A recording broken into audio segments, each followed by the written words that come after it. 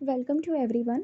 Section 319 of the CrPC, इसकी मैं problem based questions को एक्सप्लेन करने का ट्राई करूँगी। अलॉन्ग विथ मैं आपको ये बताऊँगी कि इसकी स्टेजेस क्या होती हैं और इसकी एप्लीकेशन कैसे मूव की जाती है। Section 319 of the CrPC which allow the court to proceed against any person who is not an accused in case before it. अब आपको ये लग रहा होगा कि एक्यूज्ड पर्सन नहीं है और उसे उसके अगेंस्ट कोर्ट अलाउ कर सकता है केस को प्रोसीड करने के लिए, तो हाँ कर सकता है। जैसे कि कोई केस चल रहा हो और एक केस में बहुत सारे एक्यूज्ड पर्सन होते हैं और चार्जशीट भी सबमिट हो चुकी है। कोर्ट की जो स्टेज है वो इंक्वायरी स्टेज पे पहुंच चुकी है और कोर्ट चार्ज भी फ्रेम कर चुका है। इंक्वायरी भी इवन दो चार्जशीट सबमिट हो चुका है, स्टेज इंक्वायरी की पहुंच चुकी है और उसके बाद कोर्ट चार्ज भी फ्रेम कर चुका है, ट्रायल भी स्टार्ट हो चुकी है। तो उस स्टेज पे भी अगर कोर्ट को लगता है कि कोई ऐसा पर्सन जब ट्रायल स्टार्ट होती है तो उस स्टेज पे जो एविडेंसेस आते हैं उससे अगर कोर्ट को लगता है कि कोई अनदर एक्यूज्ड पर्सन भी इस केस में है, ऑल दो वो एक्यूज पर्सन नहीं था उस केस का, इवन दो ना ही उसका नेम चार्जशीट में था ना ही एफआईआर में था, या अगर एफआईआर में था तो उसका नेम हट गया था क्योंकि बाद में लगा कि वो एक्यूज पर्सन नहीं है इन्वेस्टिगेशंस के ड्यूरेशन में, या अगर कोर्ट ने उसको डिस्चार्ज कर दिया हो तो भी कोर्ट को अगर लगता है ट्रायल स्टार्ट होने के बाद भी कि कोई एडिशनल एक्यूज पर्सन हो सकता है तो उसे कोर्ट समन कर सकती है under section 319 of the CrPC.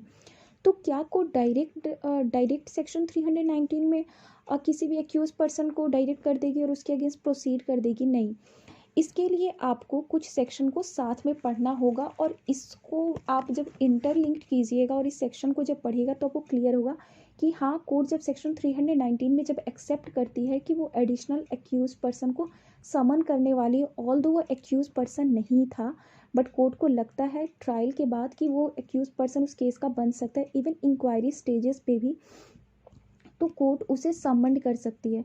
तो बट ये जो पावर है और इस पावर को एक्सरसाइज करने से पहले सेक्शन 258 एंड सेक्शन 300 सबसेक्शन 5, इसकी दो मैंडेटरी जो प्रोविजंस है उसको यहाँ पे फॉलो करना होता है।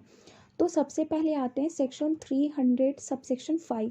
सेक्शन 300 सबसेक्शन 5 जो है ये मैंडेट करती है कि जिस कोर्ट के द्वारा एक्यूज्ड पर्सन को अगर डिस्चार्ज किया गया हो, अगर कोई ऐसा केस है जिसमें एक्यूज पर्सन वो था बट उसे डिस्चार्ज किया गया हो, तो उस पर्सन को अगर समन करना है एज अ एक्यूज पर्सन तो उस कोर्ट से कंसेंट लेना मैंडेटरी हो जाता है जिस कोर्ट ने उसको डिस्चार्ज किया होता है।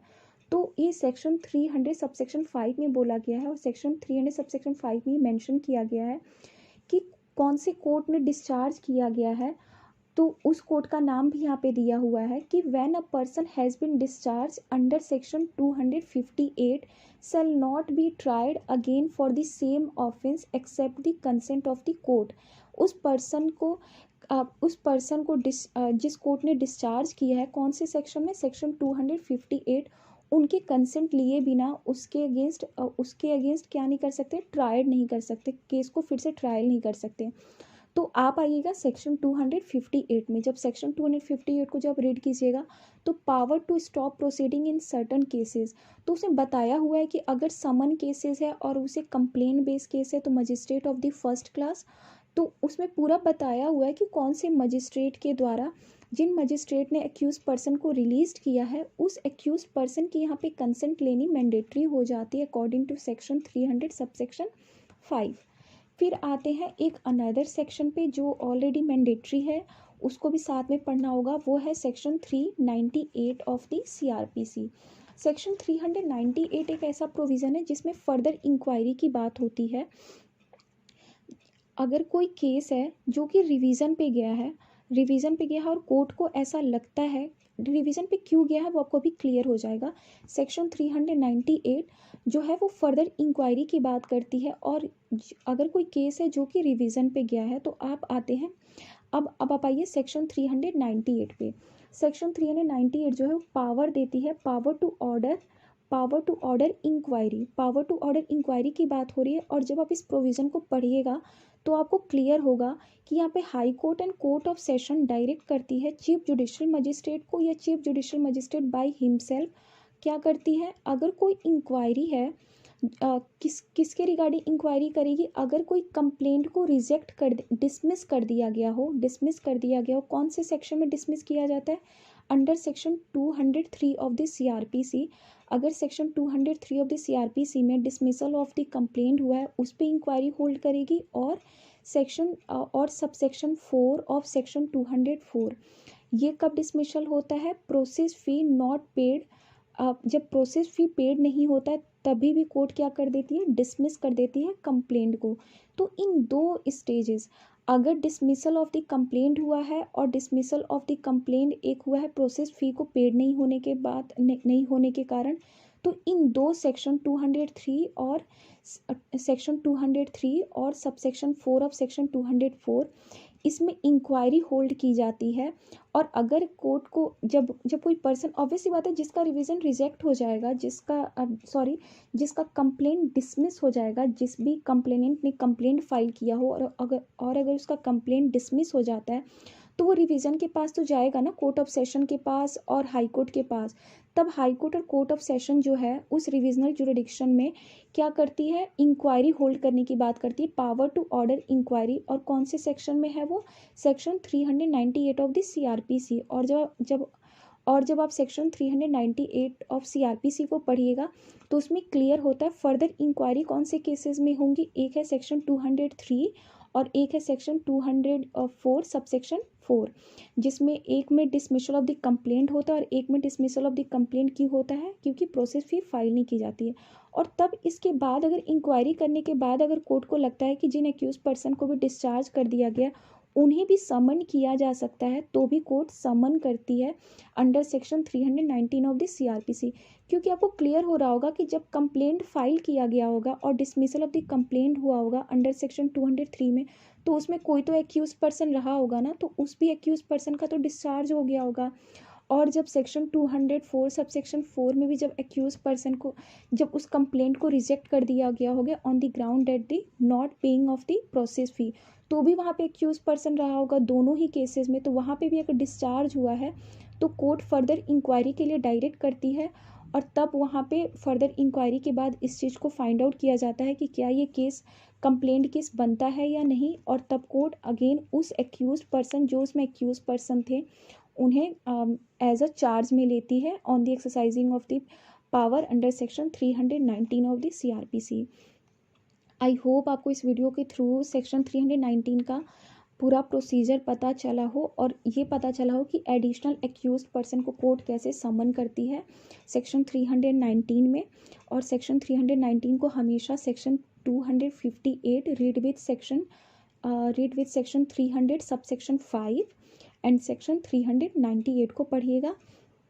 इवन तो आप सेक्शन 193 को भी पढ़ सकते हैं, क्योंकि सेक्शन 193 में भी जो है वो ओरिजिनल जुरिडिक्शन होता है कोर्ट ऑफ सेशन का, वो तब तक एक्सरसाइज नहीं करती है जब तक कि उसे कमिटल ऑफ द केस ना कर दिया गया हो। मतलब कमिटल ऑफ द केस का मतलब क्या होता है ये आपको पता होगा। सेक्शन 209 सब सेक्शन बी में क्या होता है कि जब कोई ऐसा ऑफेंस है जबकि मजिस्ट्रेट को ऐसा लगता है कि ये ऑफेंस पूरी तरीके से कोर्ट ऑफ सेशन के द्वारा ट्रायल किए जाने वाला, तो आपको पता होगा कोर्ट ऑफ सेशन कौन से ऑफेंसेस की कॉग्निजेंस लेती है।